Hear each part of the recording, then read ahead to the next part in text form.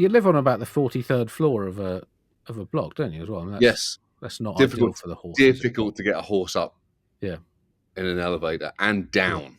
Yeah. As well.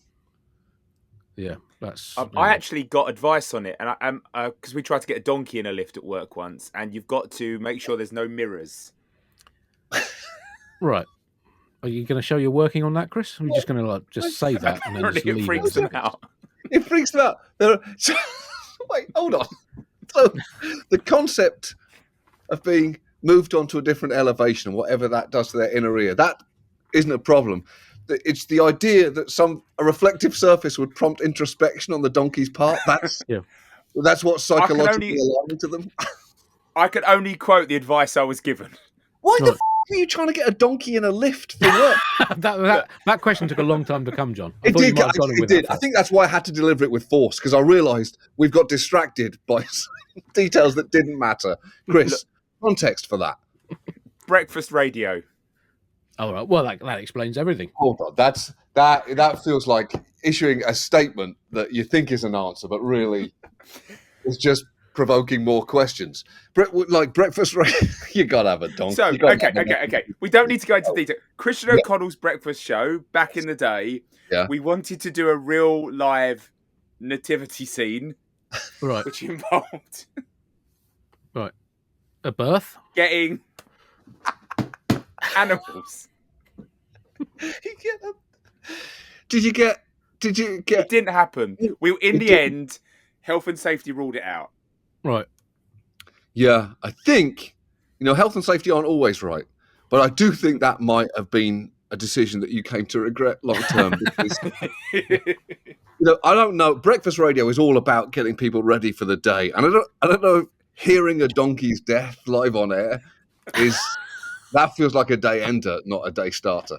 Just a terrified donkey, because someone idiotically brought in like a mirrored plate or something, and the donkey's seen itself. Right, but I mean, the donkey didn't die in the original nativity scene. I don't remember that. But I'm not that up with the New Testament, obviously, but I don't remember Joseph beating a donkey to death in the background out of pure furious jealousy. We must have. It's how the piñata was born. Right, this episode, sub-episode of the Bugle, is a special Q&A. We've had some Q's sent in by our voluntary subscribers. If you want to join the Bugle voluntary subscription scheme to help keep the Bugle free, flourishing and independent, go to thebuglepodcast.com. And this comes from Iad, who... I'll be honest, Andy, I'll be amazed if any of these questions are as good as, hey, Chris, why the were you trying to get a donkey in an elevator? I'm not sure any answer will be less satisfying than breakfast radio. Leave it at that. I don't have to talk about this anymore. This is from Iad, who you may remember, John, many years ago. We had an email in from someone who said they were listening to the Bugle whilst having a vasectomy. I do remember. I absolutely remember that. This is this guy. Thanks for emailing in. Thanks for your support over the years. He came to a show I did in Philadelphia many years ago as well. He writes, I absolutely can't wait to hear you give Assad his due on the next episode, which we did 2 weeks ago as you listened to this. I know a eulogy is premature, but what about a coology? As coup, C-O-U-P. So he's chucked a pun at you there, John. I mean, when someone chucks a pun at me, you know what I do? I step aside, let that pun drop on the floor, and I ask someone else to pick it up.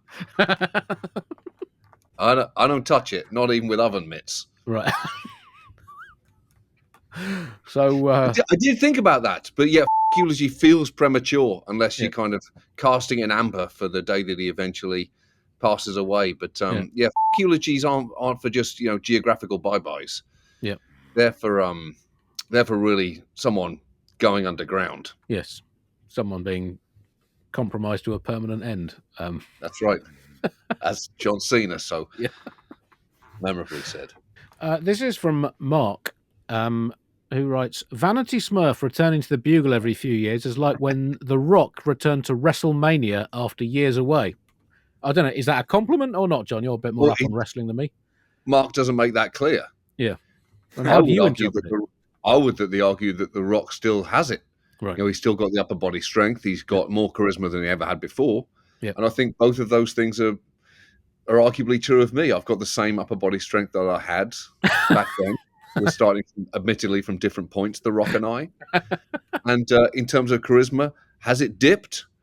I mean, noticeably, I don't know. I'm not standing in a stadium right now. No. I'm not about to choke slam you or give you the people's elbow.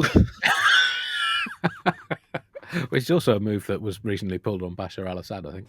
That very much was the people's elbow that you want to recruit against that player. Just the fact that you're on this show and The Rock has been mentioned, it's given me extremely strong flashbacks to a bit of your early stand-up about. Really?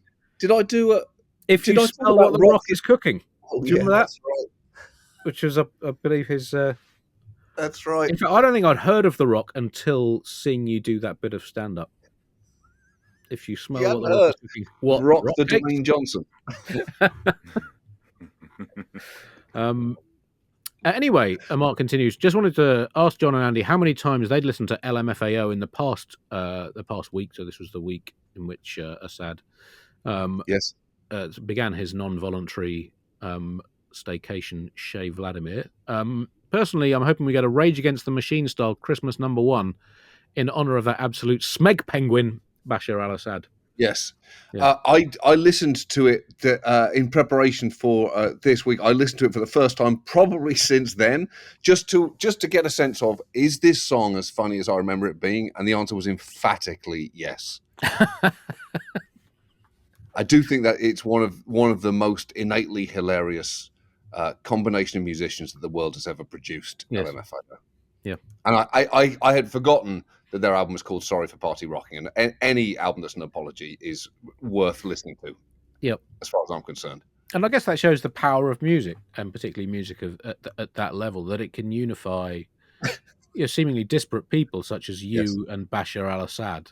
Yeah. It's a point of contact, I think. Yeah, in the same way that we all look at the same moon and the same sun on Earth, right? We all fundamentally somewhere have respect, whether acknowledged or not, for the work of Red Foo.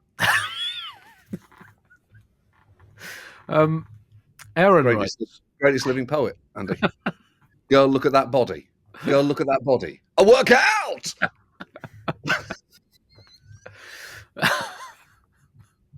I've got passion in my pants. And I ain't afraid to show it. Yep. Beat. I'm sexy, and I know it. I mean, I don't know what else you want from poetry than that. No. It rhymes. It sticks in your head. Philip Larkin wishes he had access to that. Yeah, absolutely. Rather than thoughts comes the word of high windows. Try saying that over an electrifying European disco beat, Phil.